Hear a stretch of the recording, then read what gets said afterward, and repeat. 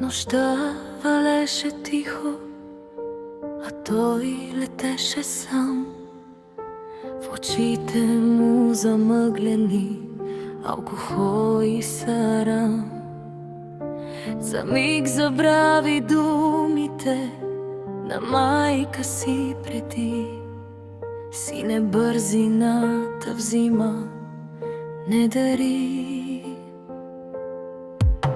Приятелите шепнеха: дай още газ, а той не чу сърцето си, що плачеше тогаз. И завоят мокър, черен, без милост, без глас, а светът за миг угасна и го нямаше в нас.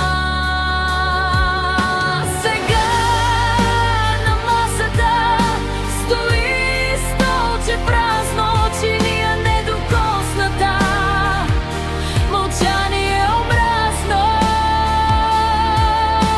Под дрехите му мирише споменът на дом, а майка му към вратата шепне: върни се ми, благом.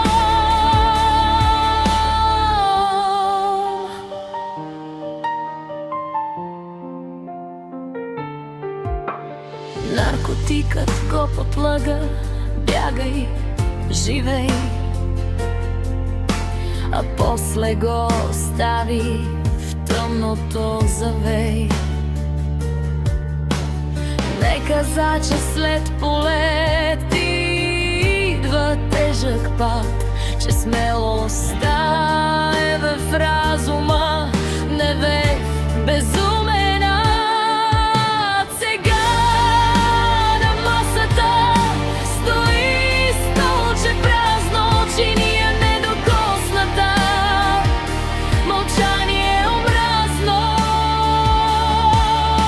Под дрехите му мирише споменът на дом, а майка му към вратата шепне: върни се ми, благом.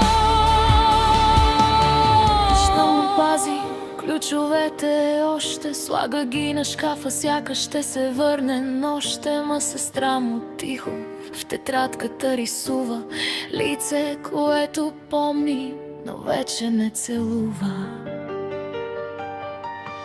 И всеки път, когато мине сирена, кварталът спира дъх, дано не е замена.